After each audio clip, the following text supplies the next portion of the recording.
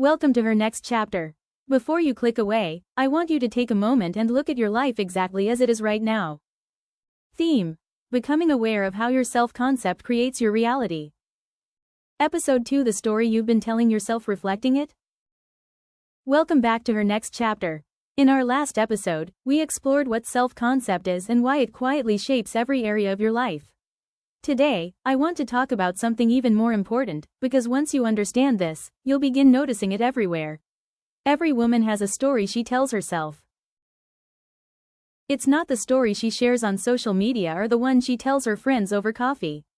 It's the private narrative running through her mind from the moment she wakes up until she goes to sleep. It's the voice that whispers, "I'm not pretty enough, people always leave, I'll probably fail, I'm too much," or perhaps, "I have to work twice as hard to deserve what everyone else seems to get naturally." These thoughts often feel like facts, but they aren't. They're stories, and somewhere along the way, you learn to believe them. The fascinating thing is that your mind isn't interested in proving you right or wrong. It simply looks for evidence to support whatever story you've already accepted as true. If you believe you're always overlooked, your brain will notice every moment you're ignored while completely dismissing the times you're appreciated. If you believe you're incapable, every mistake becomes confirmation, while every success is dismissed as luck. Your mind is constantly gathering evidence for the identity you've created, even if that identity is limiting your life. Most of these stories weren't chosen consciously. They were built over time through childhood experiences, family dynamics, friendships, relationships, disappointments, comparisons, and moments that left emotional scars. Perhaps someone criticized you when you were young, and you quietly decided you weren't good enough. Perhaps you were overlooked, and you concluded that you had to earn love instead of simply receiving it. Perhaps you experienced rejection, and it became easier to expect rejection than risk believing you were worthy. The problem isn't that these experiences happened. The problem is that many of us turned temporary moments into permanent identities. We allowed one chapter of our lives to become the title of the entire book. But your past may explain your story, it doesn't have to write your future. You are allowed to question the beliefs you've carried for years. You're allowed to ask yourself whether the voice in your head is telling the truth or simply repeating something you've heard so many times that it now sounds familiar. Here's something I'd like you to remember. Familiar doesn't always mean true. It simply means repeated. If you've spent years telling yourself you're not confident, that thought will naturally feel convincing. If you've spent years believing you don't deserve healthy love, your mind will defend that belief because it's comfortable with what it already knows. But comfort isn't the same as truth. Growth begins the moment you become aware of the story instead of automatically believing it. Imagine picking up a novel where the main character constantly insists she'll never succeed.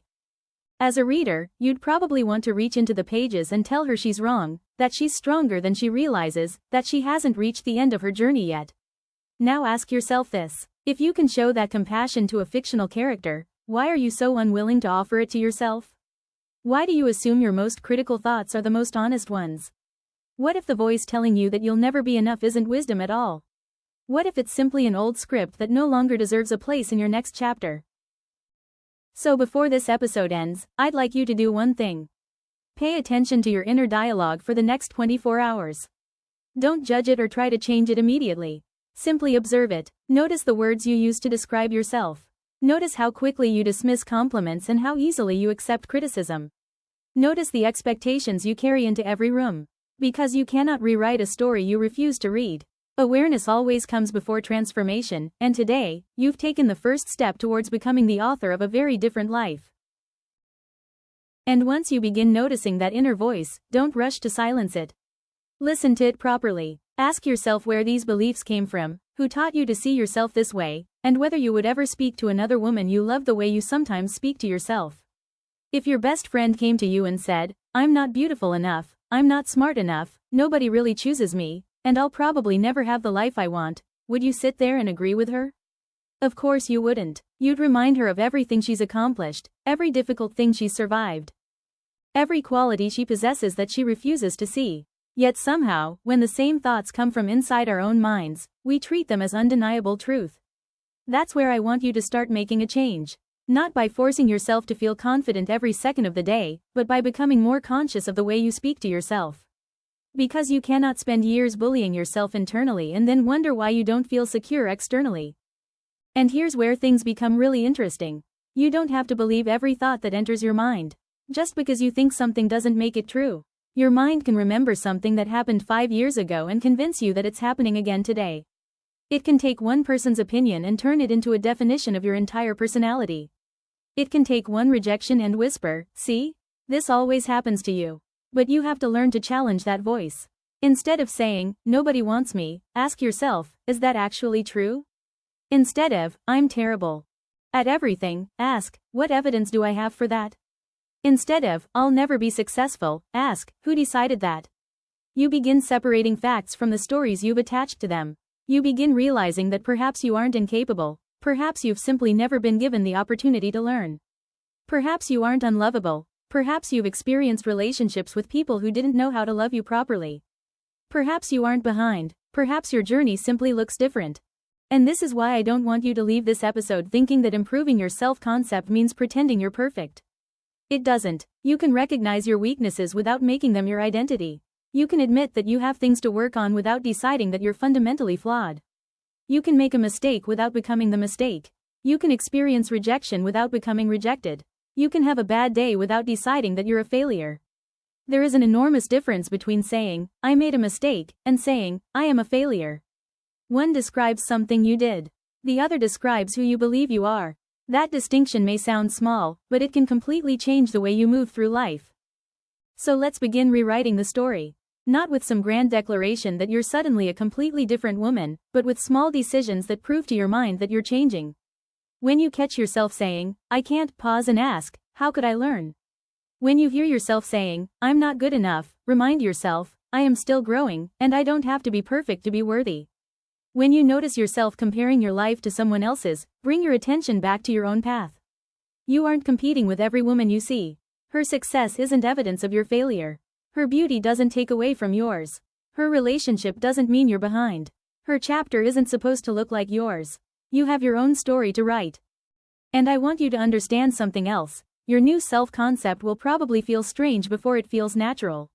If you've spent years doubting yourself, confidence may initially feel like arrogance.